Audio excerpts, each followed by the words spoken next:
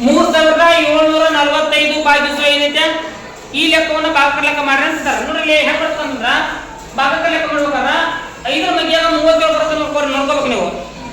ಬರುತ್ತೆ ಬರಂಗಿಲ್ಲ. ಅವಾಗ 5 ಮಗ್ಗಿಯ 37 ಬರಲ್ಲ ಅಂತಂದ್ರ 37 ಸಣ್ಣ ಸಂಖ್ಯೆ ಯಾವ್ದು ಬರುತ್ತೆ ನೋಡ್ಕೋಬೇಕು. 5 1 5 5 6 10 5 3 15 5 4 20 5 5 25 5 6 30 5 ಒಳ್ಳೆ 35 5 ಅಂಕೆ 40 ಬರುತ್ತೆ.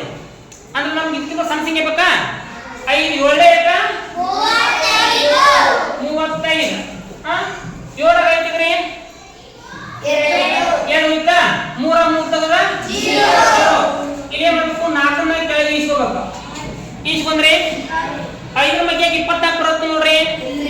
5 1 5 5 6 10 5 3 15 5 4 25 25 ಅಂತ ಬರಂಗಿಲ್ಲ. 5 ಬಗ್ಗೆ 24 ಸಣ್ಣ ಸಂಖ್ಯೆ ತಗೋಬೇಕ.